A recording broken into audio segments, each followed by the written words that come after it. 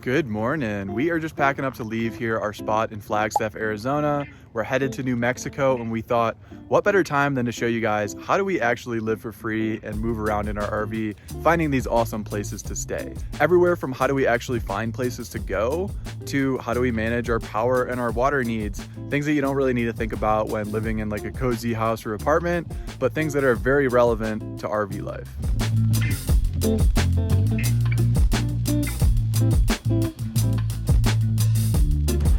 All right, guys, so we have been in our past spot for over a week now, so we are here to dump and fill our tanks. So dump and fill, we're dumping our black, we're filling up our fresh water.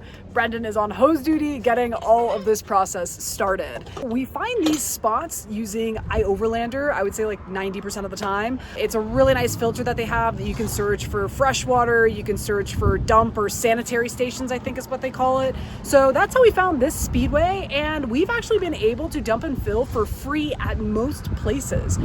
Also, when it comes to dumping and filling, we like to use a water filter whenever we're filling up from areas that we're not really too familiar with. Even though this is potable water, it's always nice to take whatever precautions. This is like the cheapest filter you can get from Walmart, so there are way better ones out there.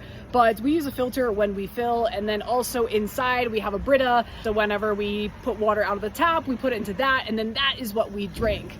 For the most part, we don't really care too much what we shower with. As long as it's clean water, we're cool with that. But you always want to make sure that you are drinking healthy water.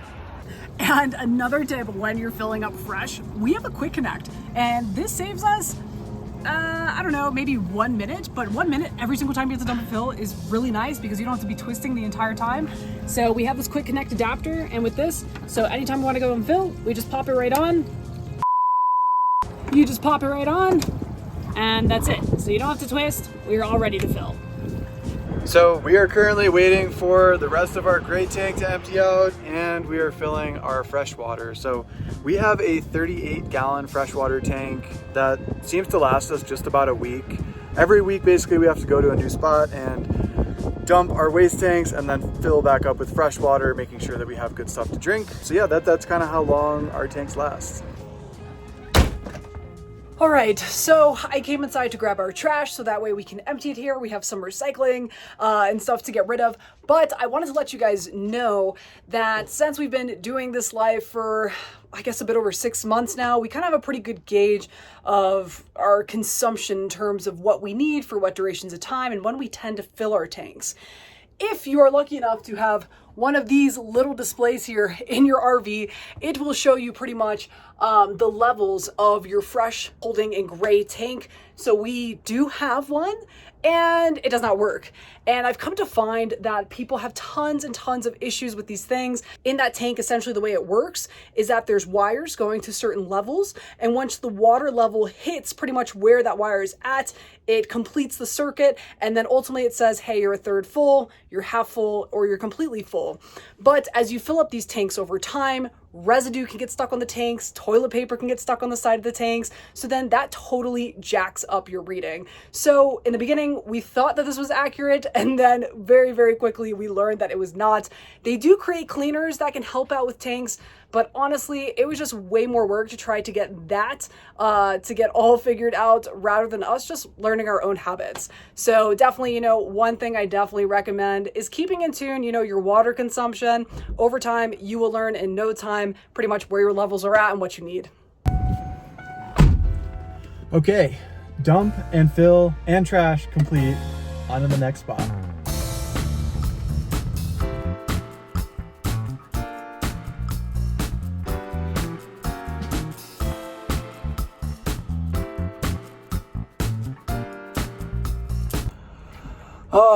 So we were supposed to have a nice stop at Petrified Forest, but our RV had a check engine light. So we're underneath trying to figure out what's going on.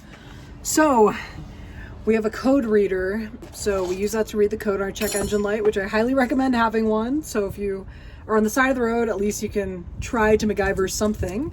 And the code read that it was for transmission sensors. So we jumped down here and we identified where our transmission gear shifter is, and it looked like there was a rock potentially preventing it from moving smoothly. So we removed the rock and we're gonna reset codes, check all of our fluids, and pretty much wait to see if the code comes back. It's just a day in the life. So we thought we were gonna go to Petrified Forest, but because of the RV stuff, we kind of just took a quick stop at the visitor center and we're just gonna continue on our way. Hopefully that it's not too big of an issue. Our check engine light is back off, so we'll see if it turns back on. Fingers crossed. Okay, wrapping up driving for the day. It was there's a lot going on with our unexpected RV troubles. Hopefully everything's okay. The check engine light did not turn back on, but we pulled over for the night at just a truck stop, just like a rest area.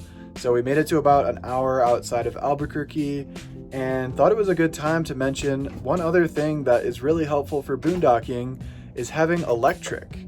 So we've made other videos on it, but we have 1,000 watts of solar on our roof and a 3.6 kilowatt hour battery. So we're totally comfortable just living our normal life at a rest area.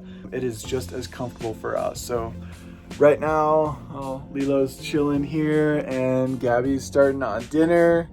So pretty comfortable here. If you don't have a battery or something like that, definitely a generator would work, but it's nice to be silent and be able to do what we want. But yeah, tomorrow we've got about an hour drive left. We're gonna hopefully stop in the Costco that's in Albuquerque and then show you guys how we're finding our spot for tomorrow, which as of right now, we still don't know where we're staying, so we got to figure that out. Had a good night of sleep.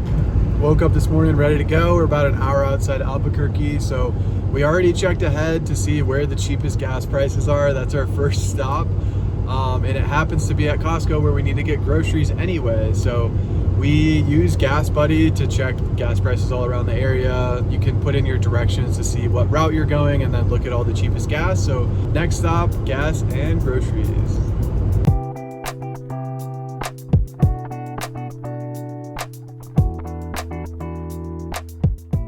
Made it to Costco, and the great thing about the size of our C-Class, at 27 feet, we can fit anywhere there where there's back-to-back spots. We got here right when it's opening, so the parking lot is pretty empty. So done with our Costco haul, got a cart full of stuff, and it's so nice because we could just wheel it right up to our door and put it right in our fridge.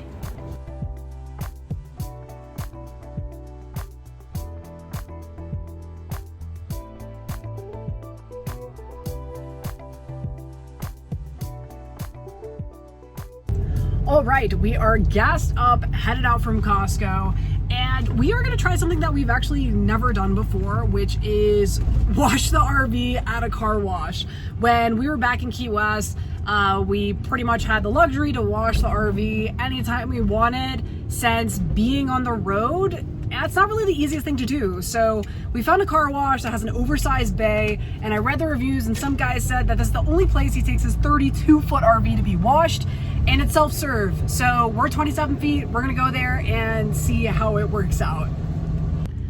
So I've made it to the car wash, and of course, the one oversized bay is currently taken up. There are open stalls. There's open stalls, and the one oversized bay is taken up by a Mini Cooper. So we'll wait here for a couple minutes till we can access it.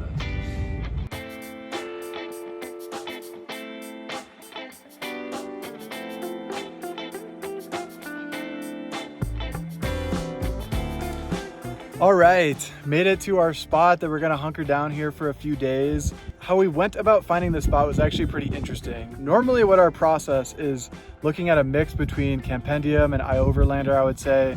I think I have preference toward Campendium because I love iOverlander. Campendium just is more RV focused, so most of the pins on there are gonna be like accessible for a rig like ours.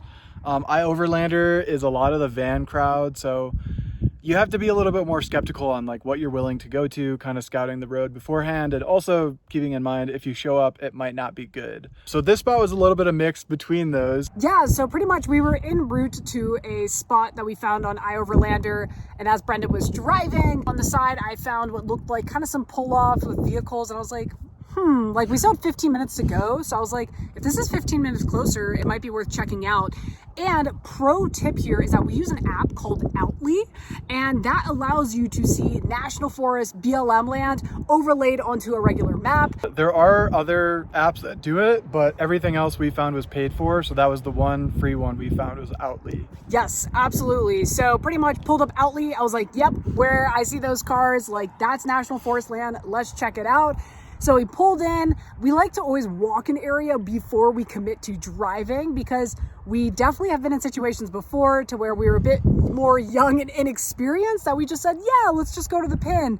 And halfway down, you're just like, oh my God, what did I get myself into? So we backed right in here. We have an incredible view of the mountains behind us. We are the only ones here, and it is balloon fiesta time in Albuquerque. So Yeah. I am stoked to have solitude out here, and we're probably only 15 to 20 minutes. Yeah, I was gonna say maybe 20 minutes from actual balloon fiesta. So we might be able to see some balloons from here. We'll Yes, see. absolutely. So we'll be camping out here for probably 3-4 days till we make it to Balloon Fiesta itself. But guys, this is gonna wrap it up for the boondocking video. Thanks for tagging along, running our errands. Hopefully it was helpful and you guys were able to learn something. Any questions you have, leave them down in the comments below, and we'll catch you guys next time.